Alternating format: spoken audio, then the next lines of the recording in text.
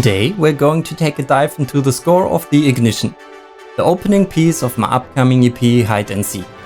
But before we head into the score, well, let's talk about the piece itself. The Ignition is what most would characterize as a fanfare.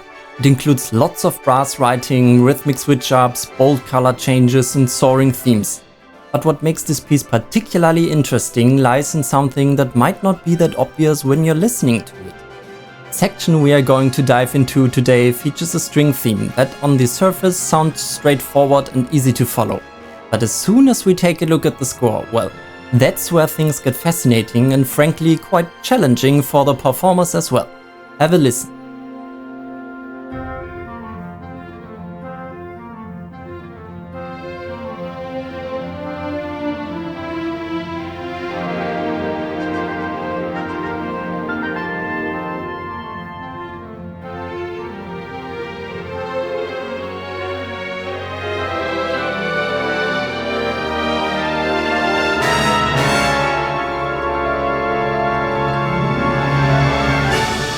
Those familiar with score analysis might have already seen the crux.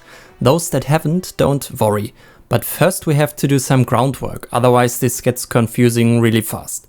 If we take a look at our time signature here, we see that we are in a 7/8 meter.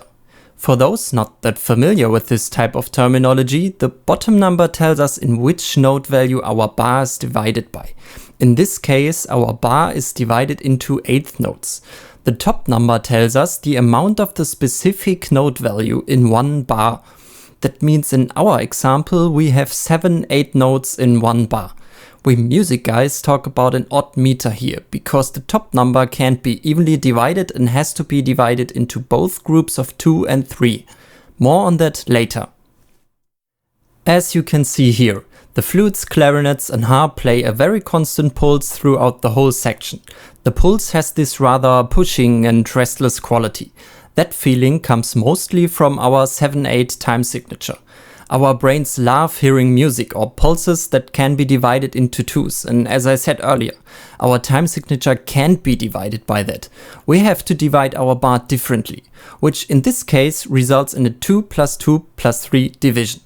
That means we have 2 8 notes followed by 2 8 notes followed by 3 8 notes. Basically, while listening, our brain anticipates the rest of the bar and assumes it's going to be divisible by 2. And when the music doesn't give us that 2 feel, we experience this restlessness. The main melody of the section is then later introduced and played by the strings. And as soon as we get to our main melody comes the crux of the piece. If we look closely, we can see yet another time signature change coming up.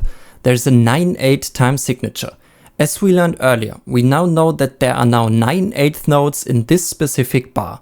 Looking closely at it, we can also see that the bar is divided into 2 + 2 + 3 + 2, which is rather uncommon but not really rocket science. But if we take our 7/8 and our 9/8 and we look at the melody, something seems to be fishy. If we listen to the section again, do you still notice this restless feeling that was previously so dominant?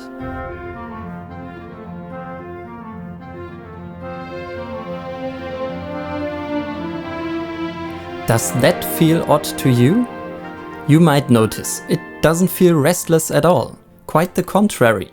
It flows very nicely and there's not really that odd time signature feeling present. To understand what is happening here, we have to do a very tiny amount of math. I know this sounds boring, but trust me, it is not. It's actually quite exciting to understand what's going on here. So our main melody is played over a 7/8 and a 9/8 time signature. But if you listen to it, it doesn't sound like either of them. So what happens if we add up both of these time signatures? We would get 16/8. And what did we learn earlier about how our brains like things that are divisible by 2? Well, we are slowly clearing up this illusion of sound. First, we have to introduce another time signature. If you listen to pop music, one of the most frequently used time signatures is a 4/4, which means we have 4 quarter notes in our bar. If we look at our main theme now, I know it looks weird, but it is actually in a 4/4 meter, while the rest of the music stays in this 7/8, 9/8 realm. Mathematically, everything lines up very nicely, and we manage to kind of hide the odd time signature feel behind our melody. And just as a side note, your brain is still somewhat able to hear this 7/8, 9/8 thing in the background. It's just not so glaringly obvious without the melody. It adds excitement to the overall feeling of the section. But what does that mean in practice? And that's where the real challenge lies. Classical musicians are trained over their whole careers to follow the conductor and play on his beat. But in this specific case, it's actually way more convenient to ignore the conductor. The musicians playing the main theme count 4/4 on their own, while the conductor and the rest of the orchestra stick to the 7/8, 9/8 thing. The goal is that everyone has to end up in this place at the same time. Technically, the musicians playing the main theme could count the melody in 7/8 and 9/8, but it is super inconvenient and leaves lots of room for error. It can be done, but it completely destroys the light, feathery quality that makes this melody so beautiful in the first place, especially once you hit that awkwardly split up 9/8 bar. On the flip side, if I had written the rest of the music in 4/4 to match the main theme, I would have lost that unstable shifting quality in the background.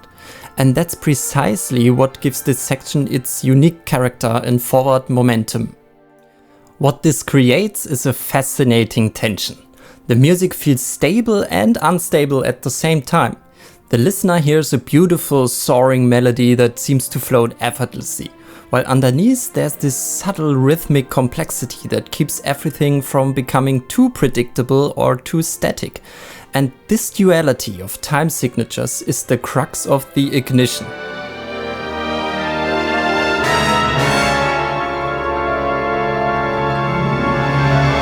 I hope you were able to learn something today. This is just one example of how looking beneath the surface of a composition can reveal the intricate decisions and challenges that might go into creating something that seems beautiful and simple on the surface. In the Ignition and throughout my upcoming Hide and Seek EP, I'm constantly trying to explore these kind of rhythmic and structural puzzles that serve a greater musical narrative. Thanks for diving into the score with me today. I hope this gives you a new perspective on how composers might think about balancing complexity and accessibility. You will get the chance to listen to the Ignition once my Hide and Seek EP is released on the 19th of September in all your favorite streaming platforms. For now, bye.